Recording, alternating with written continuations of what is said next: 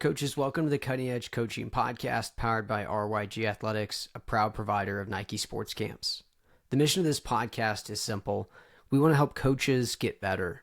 We do it by connecting coaches with ideas and strategies they can implement to grow as a coach and a leader, to develop better teams, better players, and better people. And in light of that mission, we're excited to share that we're going to be updating the name of this podcast in January to the Better Coaching Podcast. And we're going to be sharing brand new episodes. Today on the podcast, I'm excited to share a replay of a presentation and Q&A that Trevor Regan did with me a few years ago during our 2022 summer coaching series. Trevor is the founder of the Learner Lab, an educational website designed to unpack and share the science of learning and development. He spends his time with thought leaders and researchers from the worlds of psychology and developmental science. He consumes their research, connects the dots, and then shares it with anyone that will listen. He's worked with professional, college, and Olympic sports teams, Fortune 50 companies, prisons, and in hundreds of schools across the country. These workshops are designed to help people understand and apply important principles of development in order to become better, more resilient learners.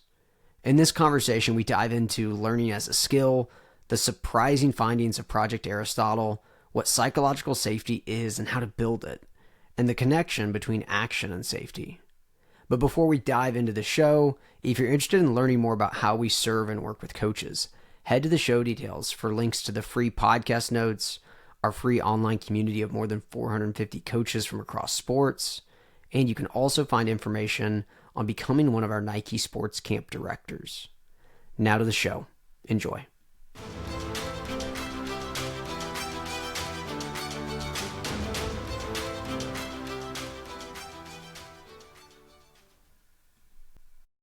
Coaches, welcome in. Really excited to see you guys again for week 9 of our summer coaching series. I'm really excited to be joined by my friend Trevor Regan of the Learner Lab. If you're not familiar with Trevor and his work, you're in for a treat today.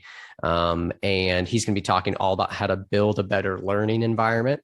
And I think the thing that I respect the most about Trevor, and actually we were talking about it right before we let you guys all in here, is just the fact that Trevor's journey that he's been on for about 7 years now is really a journey of him just learning and sharing. And I know he has a lot of valuable stuff to share with us today. And obviously at the end, we'll make sure that you guys can connect with him and learn where you can access more of the awesome work he does. So with that, I'm going to turn it over to Trevor, and he's going to take us through a presentation for about 35 minutes, and then we'll have a Q&A after that. Perfect.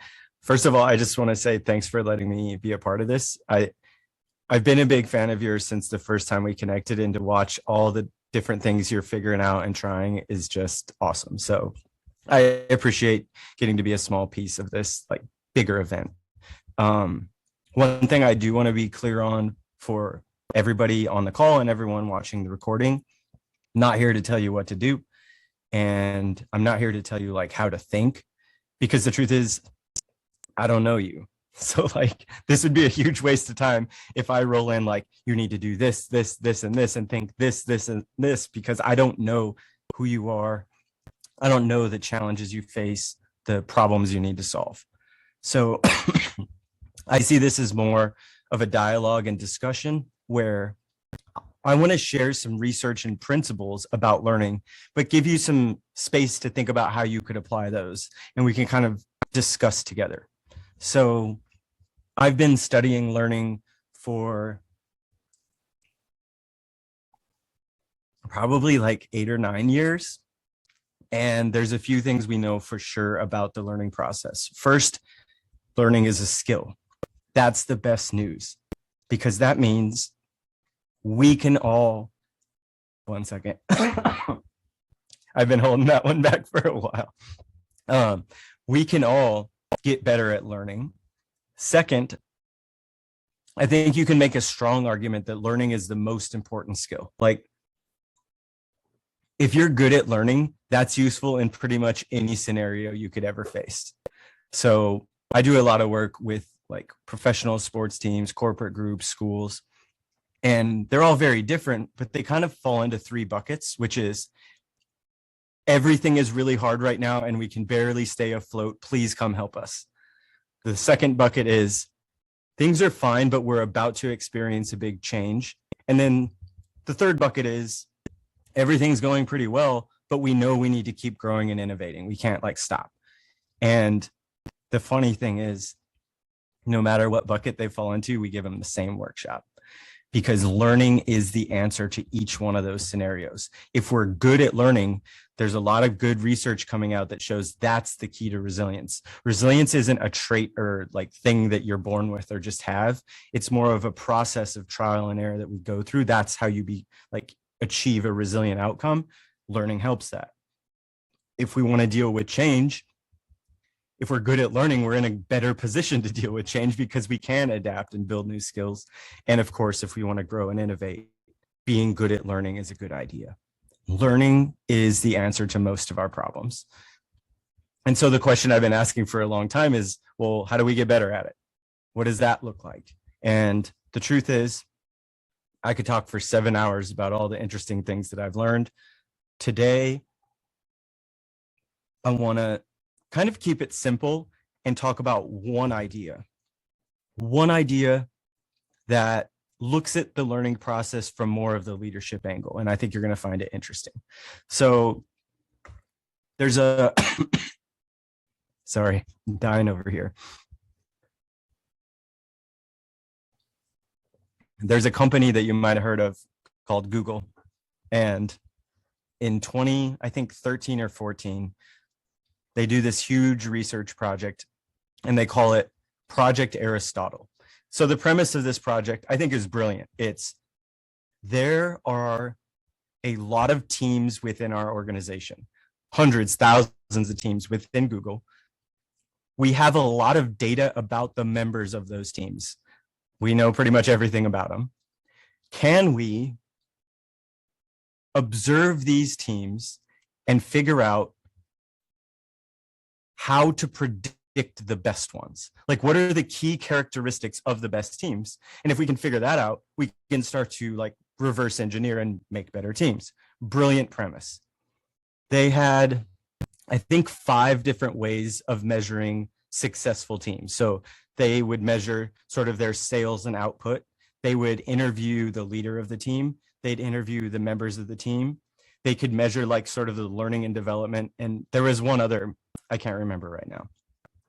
And then with those sort of 5 outcomes, they start looking at every trait, every variable that you could imagine. So they looked at personality type of the members of the team, the age of the members of the team, where the people went to school, where they grew up. And for 3.5 years of this study, they hit dead ends and found no concrete pattern in the data. They could see teams of introverts performing well, but then they turn around and see teams of introverts performing not so well.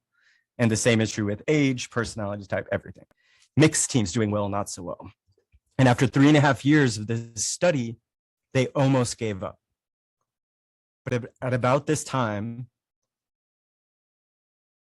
one of the head researchers for Project Aristotle, she stumbled upon the work of Amy Edmondson from Harvard. Amy Edmondson didn't invent the term psychological safety, but she's on the cutting edge of what it is and how it plays out with different groups. And it ends up, over the years, Amy and her team developed a way to measure psychological safety. So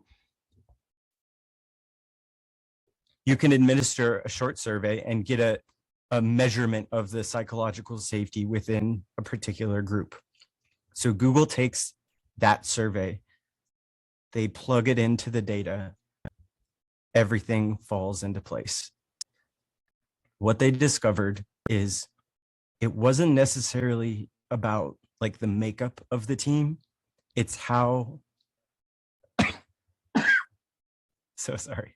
It's how the team interacts, and ends up the teams that score higher in psychological safety interact better, they learn better, they sell more, they score higher on the surveys. In every single way you could measure it, the teams that score higher in psychological safety outperform the teams that don't.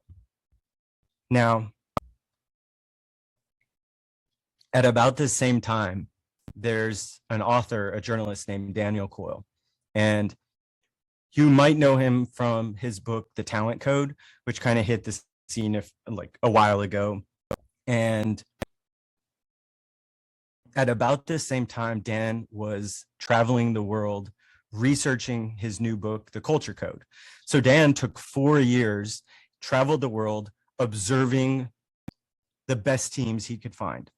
So he hung out with Pixar. He hung out with the San Antonio Spurs back when they were good. He hung out with a group of jewelry thieves from Europe. So it's like this really intense journey he went on. And at the end, he writes The Culture Code. And at the time when he published that book, him and I were both working for a Major League Baseball team. And I sort of asked him, I was like, what was the number one most important thing that you saw in those 4 years of observations? And he goes, hands down, the groups that have psychological safety are by far the best.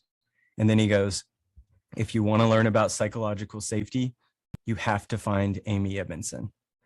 So stuff like that makes me really excited, where two different people are asking a similar question, but they go about it in different ways. Google looks internal, Dan Coyle looks external, but they land in the same place: psychological safety, Amy Edmondson. So a few years ago, I find her email and send her a message. She gets back to me, and I have one of the coolest interviews that I've ever done. And I want to take you through that conversation that I had with Amy and talk about what psychological safety is, why it matters, and then most importantly, the part that I want to spend the most time on, how do we actually build it? What it is, why it matters, how do we build it? So as far as what it is, it's sort of hard to explain, but it's more of a feeling. It's the feeling that I can be myself and take smart risks and try new things and ask questions in this group, that it's safe to do these things. One of the best ways to understand safety is to think about times where we didn't feel safe. And we've all been there.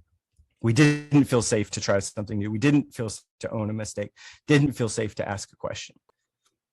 When I asked her why it matters, she just goes point blank, it is the number one predictor of learning within groups. So one of the first studies she did is super interesting. They measure psychological safety within different teams. And I think this was in like healthcare. The teams that scored higher in psychological safety made more mistakes than the teams that didn't. And at first she's like, whoa, this is like the opposite of what we're looking for. And so they replicated the study, same thing, replicated the study, same thing. And as they started to dig into the data, they realized, no, the teams that score higher in psychological safety are more likely to report their mistakes. They weren't making more, they were reporting them. But because they're reporting them, there were conversations had about these mistakes, and solutions and problems were solved, and growth happened.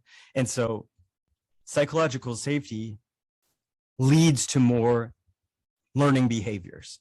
If we feel safe, we're more likely to do the things that help us grow. If we don't feel safe, we're probably not going to engage in those type of learning behaviors. So it is sort of the soil for better learning. Where I want to spend the rest of our time is, how do we build this? How do we build it? Now, in the conversation that I had with Amy, she went through a lot of tools and tactics, but for today, I want to talk about one. And I want to talk about this one because I think has the biggest impact on the environment and it's the easiest to apply, which means we can start to put this one into practice starting today. So she goes, one of the best ways to build psychological safety as a leader is through modeling. Modeling builds safety. Modeling builds safety. And we only have a few more minutes, but I'm going to probably say that 25 more times before we're done with this and before we get into the Q&A. Modeling builds safety. And as soon as she said that to me, a light bulb went off. And I started to reflect about the groups that I've worked with, the leaders that I've learned from. And you start to recognize, wow, the best leaders time and time and time again are modeling these behaviors. One of my favorite groups to work with and learn from is the US women's volleyball team, the Olympic team. And the truth is, I don't know much about volleyball, but I do know that that's the best learning environment I've ever seen in my life. And so I try to get out there as much as I can. A few years ago, I interviewed the coaches and I asked them, how do you build this environment? And I have a clip from that conversation that I want to show you. I have an incredible staff, and Jamie and Joe and Tom and David and everybody who work with our athletes are really good at modeling being learners. We're here talking to you today because we might learn something. There's always stuff to be learned. And so if we model that, I think that helps for sure with the mindset of our athletes. So that's Karch Karai. He's the head coach and an absolute legend in the world of volleyball. Like if you Google his name, he literally won the award for best male volleyball player to ever live. So he is like the Michael Jordan of the volleyball world. You've only known me for about 17 minutes, but I think you can guess that I am not the Michael Jordan of the volleyball world. Like I'm just some guy that learns about learning. But the first time I watched them practice, this was years ago, I'm sitting there for 3 hours, sort of like in awe at the environment and everything that they're doing. And at the end of the practice, he comes up to me and he goes, "Thank you so much for coming out. What did you see that we could be doing better out there?" Dang, that's the best volleyball player to ever live, literally at the top of that sport, asking for feedback. 99% of us would make small talk in that scenario and talk about the weather and where we're going to go to lunch. The best volleyball player to ever live asks for feedback. And then there's another thing that I would like sort of observe. He would set up a lot of one-on-one meetings with his players. And at the end of every meeting, he looks the player in the eye every time and goes, "How can I be better for you?" And at first I was like, whoa, that's an interesting question. And it would lead to good conversations. He'd get some good feedback. But what I didn't realize until I learned about Amy Edmondson and psychological safety is, whoa, what he's really doing in asking that question, he's modeling. Modeling builds safety. Put yourself into the shoes of one of his players. If every time he meets with you, he asks you for feedback, it's now safer for you to ask him for feedback. Modeling builds safety. So again, the application of this, I think, is awesome. It's what are the behaviors that I want to see more of? How do I put these behaviors on display? And by putting these behaviors on display, by modeling them, the people around me feel safer to engage in them. And once you understand this, like I said, you see it, you see it everywhere. So I just did a 7-hour professional development for 300 teachers in Chicago. And at the end of the day, after like hours and hours and hours of stuff, I go, does anyone have a question? Nobody raised their hand. And then one person raises their hand. What happened next? 20 people ask a question. Modeling builds safety. One courageous act creates an environment where it's safer for others to do the same. And what I like about that, that example, that wasn't the superintendent of the school district. It was just a teacher. And she built safety for the people in that auditorium, which is, I think, empowering information. It doesn't really matter our standing in the group, but through action, we create an environment where others can engage in that type of action. Maybe my favorite example. So there's this school, I think they're in Kansas City, a middle school that I worked with a long time ago. And they did this project, they called it the Anti-Talent Show. So every teacher, every student has to pick something that they can't do. And then they get, God, I'm so close to the end and I'm dying.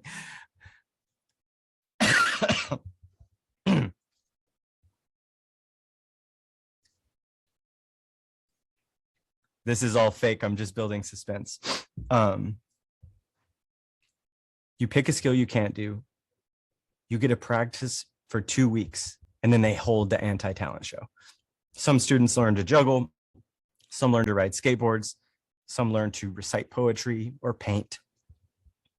Nobody masters their skill in 2 weeks, but they could all do it. And I love that project for so many reasons.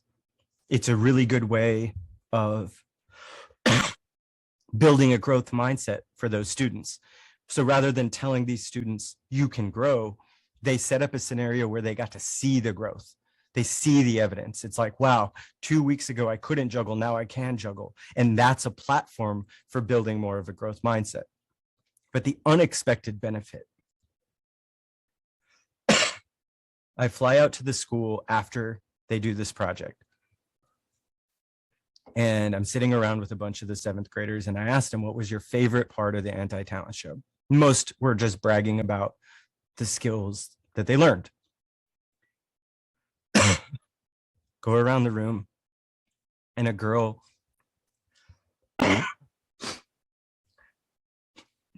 this is hilarious. A girl raises her hand and she goes, the best part of the anti-talent show for me is that I got to see my teacher struggle, and that helped me understand it's okay for me to struggle too. Dang. Modeling in this case was not the teacher just showing the student how to ride a skateboard. The teacher was learning something entirely different. But what the teacher was modeling was the learning process itself, the willingness to try something new, to struggle, to learn from mistakes. And that created an environment where the students were more likely to engage in those behaviors because modeling builds safety. Now, one thing to be careful of is sometimes when you think of like this research, it's kind of intimidating, which is like, whoa, all of my actions affect the people around me more than I know. And a couple years ago, I interviewed Cece Kraft, and she's like my favorite learning friend.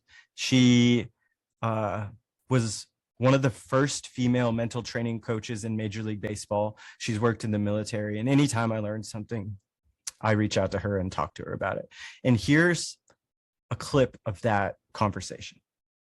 Role modeling or modeling is actually one of the biggest things you can do to create behavior. It's not necessarily like modeling the perfect jump shot or modeling that you are better at hitting a 95-mile-per-hour fastball. It's modeling the type of behaviors you want from your athletes. And so it's not giving up when things get rough. It's re-engaging and looking at things in a different way when what you're doing isn't working. It's having good communication with people. If you want good communication back, one of the biggest things, if we're going to ask something of somebody else, is are we asking it of ourselves? And are they watching us ask that of ourselves? If we did this topic in the wrong way, it's like I have to be perfect all the time because every move that I make affects those around me. But even if you stumble, that's an opportunity to model, because part of modeling is just how do we deal when things don't go well. I think there's power too in if you realize you've modeled something other than what you want, there is a moment there to say, hold on, I messed up. That wasn't what I meant to do. That's, we've talked about this, and I didn't deal with that moment. I didn't handle that well, and I got frustrated and I handled it this way. And that's not how we've talked about doing it as a team, because we're not perfect individuals too. So I think if you take your own behavior and your own modeling really seriously, it also gives you the chance to model for those around you how to make a mistake, how to mess up, how to not be perfect, which inevitably in high performance, if you're near an edge, if you're working towards, on the edge of your capability level, that's going to happen. And then I think the other really big part with modeling is it forces you to go through the process of what you're asking of those around you. And so you have to appreciate the process, and you have to appreciate the trials and tribulations. So, you talk a lot about growth mindset. If you have recently put yourself in a situation where you had to work at something you're not naturally good at, that wasn't a fun experience. Growth mindset isn't enjoyable all the time. That was a pain in the butt. You had a pissed off, frustrated, depressed, low motivation moments. And so when those around you have them, I think you're better equipped to coach them. So one, modeling doesn't mean perfection. A big piece of modeling is owning the fact that we're not perfect. And I've seen Karch Kurai do that. Like, I would say his staff and his program is on the cutting edge of a lot of this science. None of them are perfect. Like, I've seen him lose his temper during a match and say things that he didn't want to say. But every single time, players and coaches own that. Hey, that's my fault. I said that. That's not what we're about. That's modeling. So don't get intimidated. Don't feel like you need to be perfect. A part of modeling is the fact that we're human and we make mistakes. And putting those actions on display has more of an impact on the environment than we know. And then that piece at the end, when we're engaging in these learning behaviors, we become more empathetic leaders, and we realize, like, we can all learn, but it's not always easy, not always fun. It's going to require some struggle, some discomfort, uncertainty. And putting ourselves into that situation, we're reminded of the learning process and we become better leaders. And so if we come full circle, we said, learning is a skill. And to become a better learner, it's not rocket science. You become a better learner by learning. And what I'm saying is, if we focus on that, focus on becoming better learners ourselves, spending more time learning stuff, not only is that going to help us get better at stuff, but that helps the people we lead and work with more than we know. So whether we're focused on the individual or the environment, engaging in more learning behaviors is a really, really good idea. All right. Let's do some questions. I love it. Yeah. Well, let's do this. We'll give Trevor 60 seconds or 90 seconds to catch his breath. I'm so sorry about that. So you're good, man. We get it. I had a terrible cough last week too. My 6-month-old has a good cough right now too. How about coaches? Let's do this. Let's take about 60 or 90 seconds. And I'd love it if everyone just thought about a question for Trevor and then drop it in the chat, actually. So let's take about 60 or 90 seconds, a question you have on anything Trevor shared, and then we'll look at those questions and kind of decide a plan of attack for those. Perfect. If you are still thinking of a question or typing it, that's great. Feel free to drop it in the chat at any point. Selfishly, we'll start with my question because I'm really curious about it. And sure. John Kessel is one of my favorite interviews that I've done, who I know you're closely connected with too as well, Trevor. But I'm just really curious, were there some other learning behaviors that you saw the USA volleyball staff engage in other than what you shared about Karch? 100%. The hunger to grow and the willingness to experiment. So what is that? One is the fact that I was even in that gym is wild to me, because at this time I was just writing a blog that nobody read except for my mom. And somehow one of those coaches found my blog and they liked sort of the message and they invited me out. Like, that's not normal. Just, I don't even know how they found it. They have to be digging a lot. And so, something that I did recognize, and I see this in a lot of great groups, is we're not just reading a book, we're inviting the author out, or we're going to try to interview them. And I see you doing that as well, which is like just being hungry and learning from people even outside of the sports world is so fun. And they're like constantly doing that. Doesn't mean they use everything, but they're hungry and gathering information and then figuring out how to apply it. And then the other, I think best, the willingness to experiment is, I've seen them plenty of times stop a practice and just say, hey, we were experimenting with some different lineups and different drills, and we can see it's not working at all. What do you think could be better? And like, that seems small, but think of the underlying signals that's sending the players. One is, in this gym, we value experimentation. And sometimes when you run an experiment, it doesn't work. And we're not going to blame you for this. We're going to call it out that it's not working. And then we ask for feedback. And so in doing that, now the players feel safer to run experiments, own mistakes, ask for feedback. So it's just like, again, it keeps going back to like, what are we asking of the players? How do we put similar actions on display? Yeah, that's really good. Thanks for sharing that. And yeah, I'm just struck by what you talked about too. It's just like the growth, but then also just the commitment to like, we're going to apply what we learn. Mhm. And then you got to be willing to experiment. Like that's, yeah, you just have to be. Right. Let's hit Rochelle's question, and then we'll get to Chris's as well. Rochelle said, how do you model a behavior that is not in your comfort zone? You want your players to have energy, but you're calm on the sidelines. I think that's a really good question. That's awesome, actually. One, you could just say this. You could say, hey, we know the importance of energy, and we're like asking you to like show energy out there. It's a skill that I'm not comfortable with yet, and I'm focused on getting more reps and doing that. And just know, like, I value it, and it's going to take me some time to get some reps in practice, figuring out like how to be more comfortable doing this myself. And just know I'm like focused on this. It's like, that's so good. So just like owning the fact that something isn't a strength, but you're focused on building it, that's sending the signal of like, we're all not the best at everything, but we can own that and focus on getting reps and getting better at it. Yeah, That'd be my probably best that's advice. good. And this thought was just jogged in my mind, and I'm open to any feedback you have on that, Trevor, kind of in response to that same question too. I think maybe there's a place to like ask your team even like, hey, like, what do you expect from me as your coach? Because like I have definitely a more calm, even keeled temperament. I can get kind of high, like energy wise, but like on the sidelines in the games, like I'm pretty calm too. Like I don't see my role necessarily there as being an energy giver. I think there can be times of it, but I guess I would maybe add to that, Rochelle's like maybe ask them, have that conversation with them, like, what would it look like for me to give energy to you guys, or how could I do that for you well? Yeah. It's such a valuable thing, and with no exaggeration, that's one of the best things we can do, is asking for feedback and then trying to like use it, trying to get good at these things that they point out. Yeah, that's really good. Chris asked, he coaches middle school girls basketball, and psychological safety is really important to him. He just, any other specific suggestions maybe for that age group, early adolescence? So the thing with psychological safety is it really, really, really matters. Like, I'm making a video about psychological safety with Amy Edmondson right now. And so she's been sending me more studies. It's like, it's so important.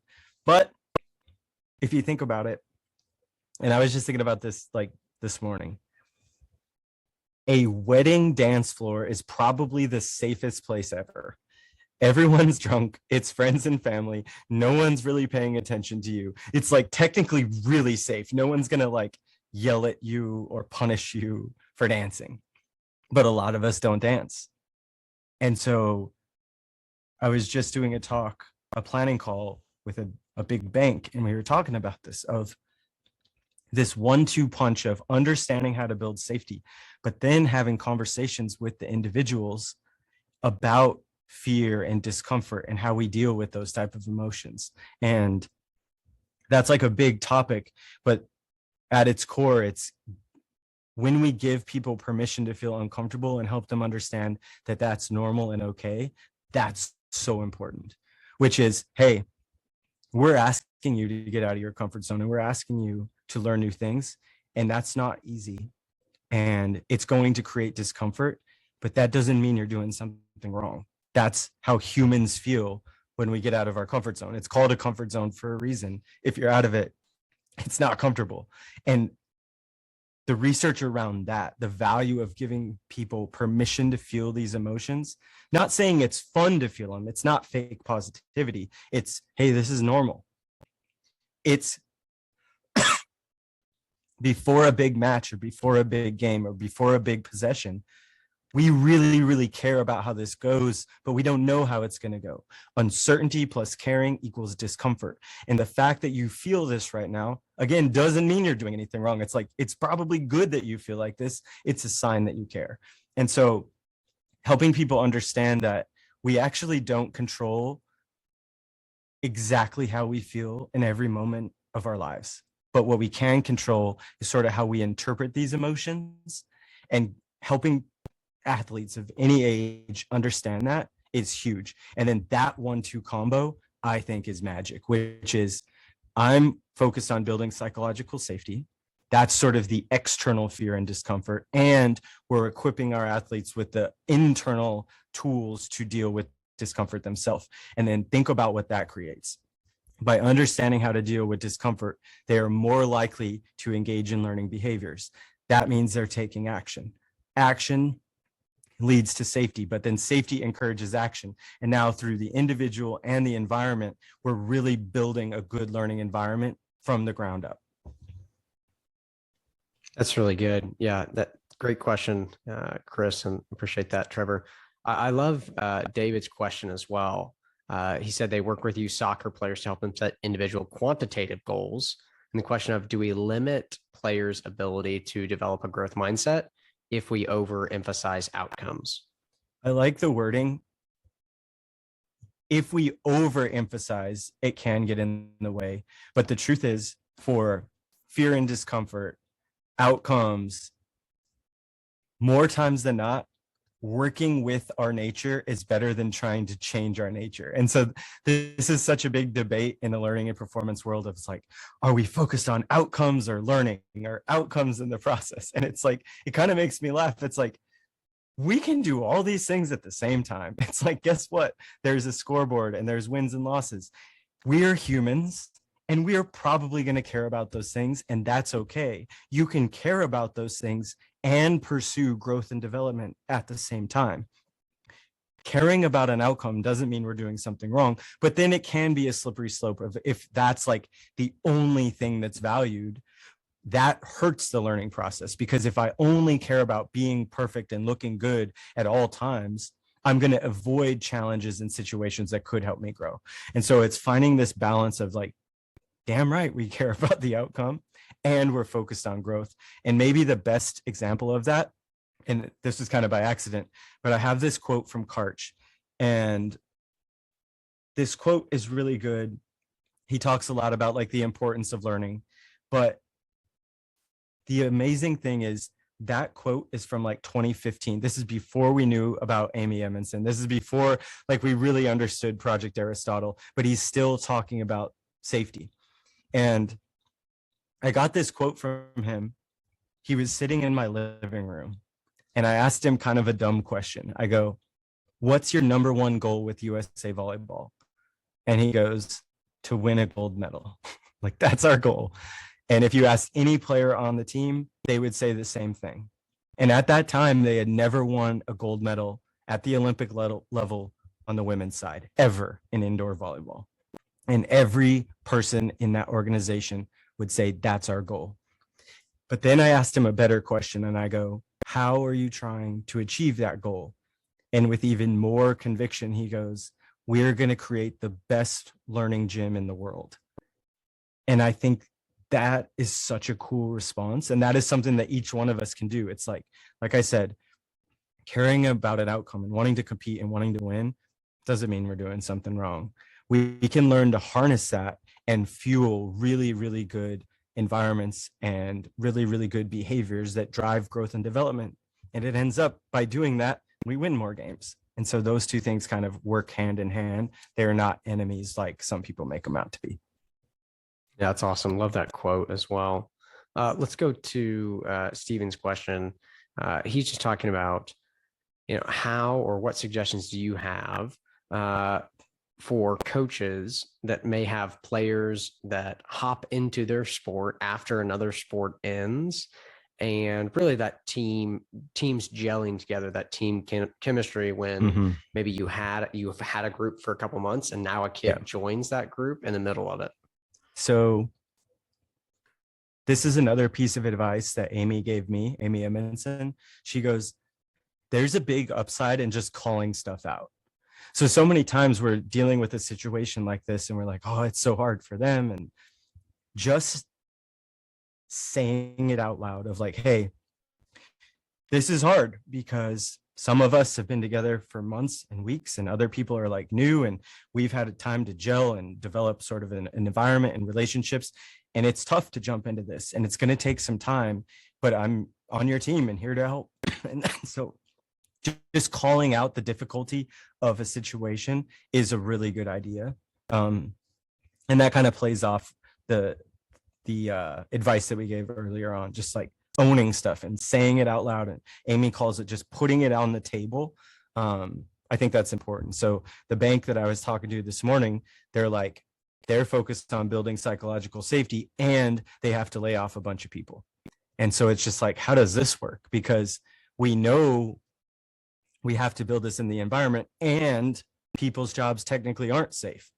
And so I talked to Amy about that and she's like, yeah, that's super hard. And our only solution is to call that out. It's like, look, we don't want to have to lay people off, but that's a part of helping this organization survive.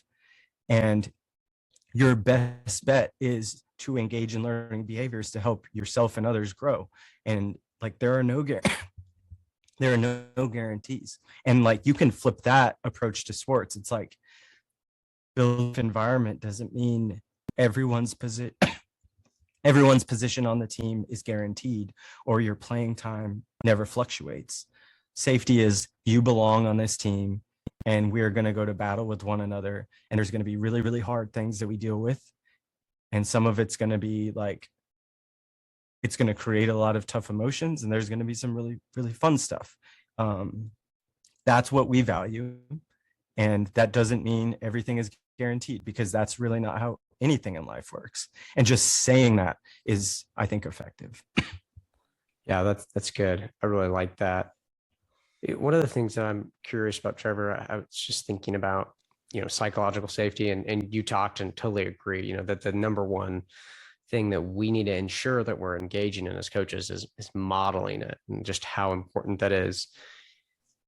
I'm curious though, on the flip side of that, what are behaviors that leaders or coaches typically engage in that maybe sabotage it? Because I think everyone here wants to create it. And sometimes we're not aware of behaviors that we engage in that sabotage it until we hear it named, like, oh shoot, I do that. And that prevents psychological safety from actually being built. Such a good question. So Amy goes, a big part of building safety is, she calls it inviting action, which is we're telling our players like, hey, we expect you to get out of the comfort zone and try new things and ask for feedback. Like, that's what's valued here. We're encouraging it. We invite action. But then she goes, our response to the action matters so much more than we realize. And so there's a lot of different ways to explain this, but maybe the easiest is if we're a basketball team and I'm like, hey, we're working on like this new move or new shot and it's new. And look, we can show you how to do this move, but you're only really going to get the hang of it by like using it when we scrimmage and in a drill. And so we're inviting action. It's like, we want you to try this spin move. And then we're in a drill. Someone tries their spin move and dribbles it off their foot. And we over punish the mistake. Did that response encourage or discourage further action? It discouraged it. So maybe with our words, we're inviting action, but our response sends an even more powerful signal of, do I actually want you to try this thing? Now,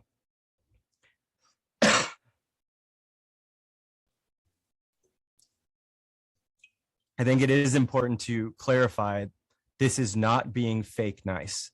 So sometimes people go the other direction and we like over celebrate the mistake, like, yeah, you dribbled it off your foot. It's like, no, that's kind of sending a mixed signal as well. It's like, we're not celebrating the mistake, but what we should give some love to and what we should celebrate is the attempt.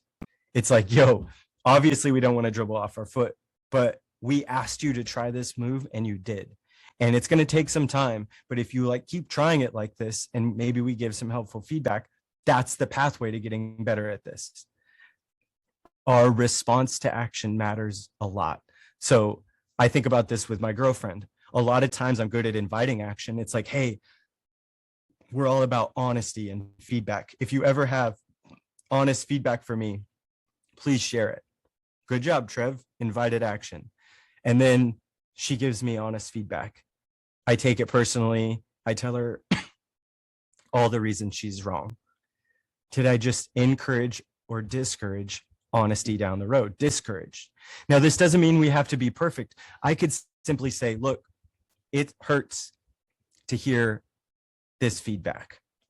I don't even know what to say right now, to be honest. But I'm happy you spoke up because that's what we're about. So that response isn't perfect. It's not even saying like maybe the best thing, but it's just encouraging further action down the road. And so I think about that a lot when it comes to leadership. If we're asking people to do a certain thing, we need to be careful of our response. And again, it's not fake nice. It's not just like lowering standards. We're praising the right thing, which is the attempt to learn something new. Yeah, I love that. That jogged the conversation I had with Stu Singer. He's a sports psychologist for the Washington Mystics and Wizards. And he just talked about the importance of, he called it celebrating people in your environment when they go for it. Yeah. Like when someone goes for it, you got to let them know that you want them to keep going for it. And like you said, it's not soft on mistakes. It's not, yay, we want to dribble off our foot. It's like, hey, I'm glad that you're trying something new and uncomfortable here. I didn't expect you to be perfect at it.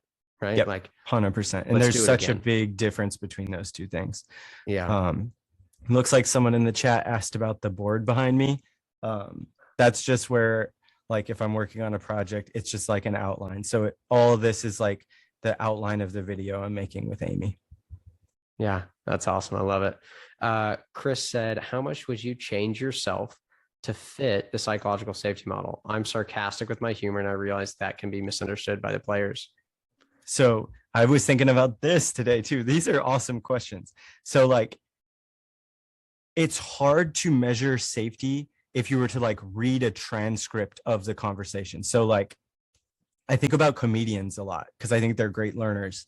And from like the podcasts I've listened to and the observations I've made, imagine backstage at a comedy show, they are absolutely roasting one another. So like if you read a transcript of the things that were said, it would be like, oh my God, this is a really bad environment. But you could argue it's actually a really safe environment because when someone goes on and comes off, they're giving each other feedback. And so like the language is kind of like dependent on the group itself. And so some of the ways that we send belonging cues could be through like making fun of people or being sarcastic, but it's about like understanding the people we work with and sort of what that shared language is. So I don't even think we need to change ourselves that much, but we can kind of help people understand it's like, hey, like I have a pretty like unique sense of humor. I like to be sarcastic. That doesn't mean I'm like making fun of you at all. It's just like whatever. And so like you can create like the surface level, the actions, behaviors, and words can be very, very different between teams, and they could all score high in psychological safety, I guess is what I'm saying. I think that's a really helpful and important distinction too. Yeah, because I'm just thinking about, even the difference between like your colleagues at work and Yeah. one of my closest friend groups. Like the level of psychological safety in this group of 9 guys that are my best friends is extremely high, right? Yes. But the way we communicate like is not something that I would do at work, right? Like, or Right. you know, I think that that's a really important thing that you hit on there. So it's like creating this feeling that we can be ourselves and ask for feedback and ask questions. That's the safety. It's not necessarily the specific words that are being said. Yeah, that's really good. Well, coaches, we have time for maybe 2 more questions for Trevor. If you want to drop another question in the chat, or if you just want to unmute and ask Trevor a question right now, go for it. Cool. I let it hang there for a while. I'm in for the wait time. I know how important it is. If you change your mind, you've got about 30 more seconds to let me know. You can still unmute or drop in the chat. Oh, Rochelle, thank you. I love it. After modeling, what is next? That might be a long answer, but could you give Rochelle a thought on that, Trevor? I think it's just a continued investment in learning. And so another thing that USA Volleyball does, and we're doing right now with the LSU volleyball team, is they call it Declaration Day, which is every 2 weeks, 3 weeks, they all go to a whiteboard and write down the skill they're intentional about building. So it's like, it's constant. So it's not like we just model one thing one time and we're good. What I'm pushing for is, look, we need to be learning stuff constantly. There's a lifetime of learning that we can all engage in. We're all different and we're on different lanes, but there's hundreds, thousands of skills that could help us be better at the stuff that we do, and we can build those. And so it's about being a more hungry learner and grabbing these skills, whether that's every month or 2 weeks. I just think that's like a never-ending journey. And the coolest thing about that is the research coming out now shows when you learn something, not only does your brain like change, like you're building this pathway in your brain by like building a skill, but the machinery in your learning or in your brain that controls learning is also plastic, which means anytime you learn anything, not only do you get better at that particular skill through practice, you get better at learning during that process. So it's like, that's awesome. So we can start stacking skills, getting better at new stuff, and our brain is getting better at the learning process each and every time. So like, that's what we should be focused on for us and individuals. And then when the time is right, we're putting these actions on display for the people around us.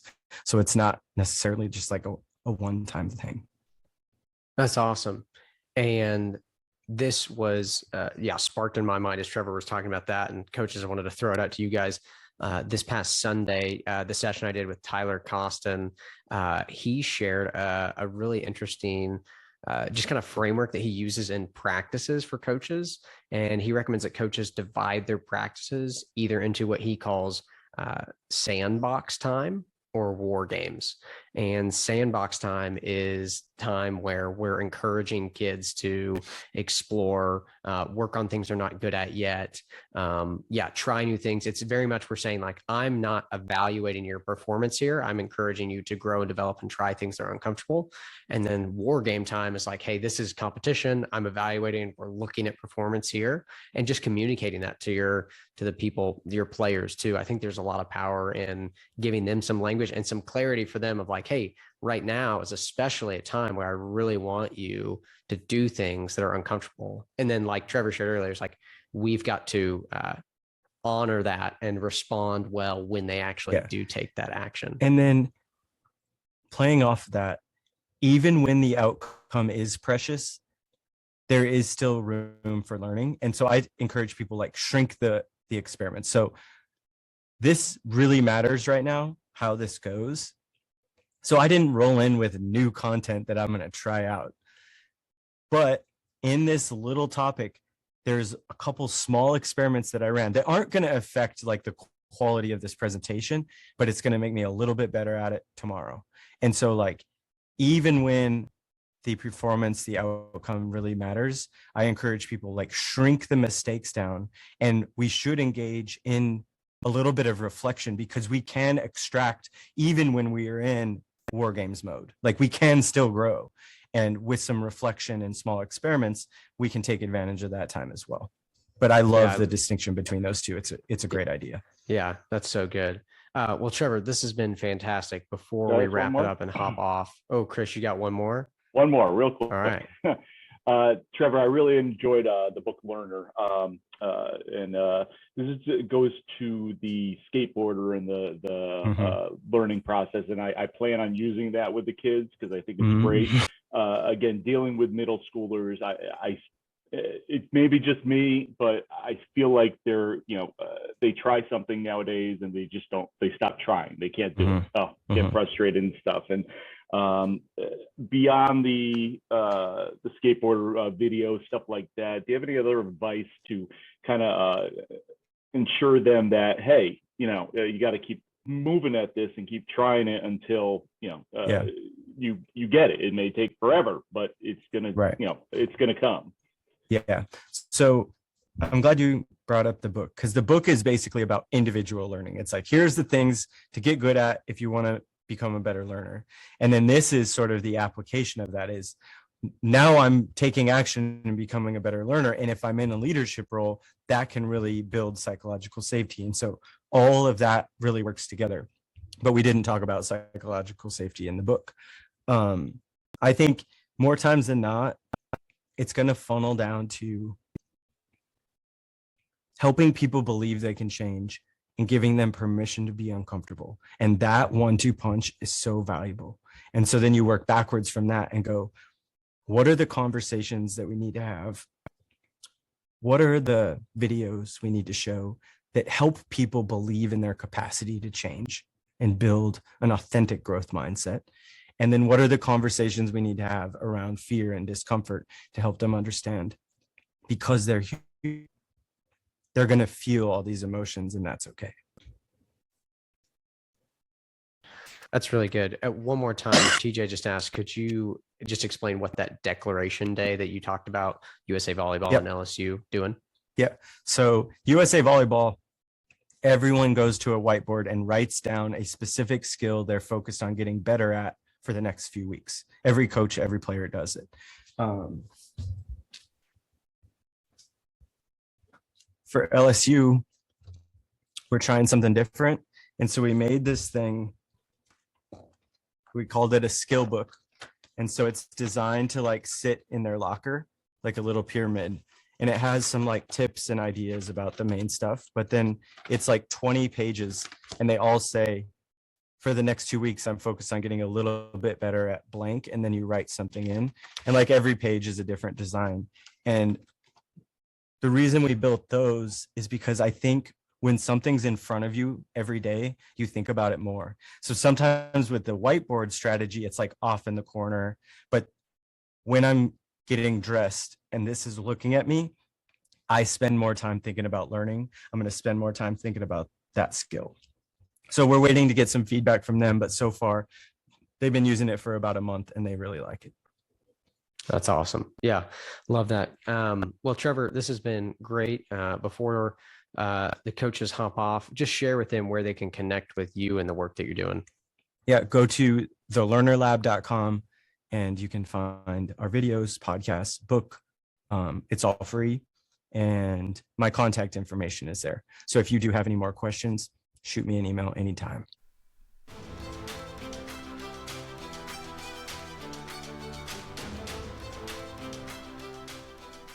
Coaches, thanks for listening to this episode of the podcast, and thanks to Trevor for taking the time to share his ideas and knowledge with us.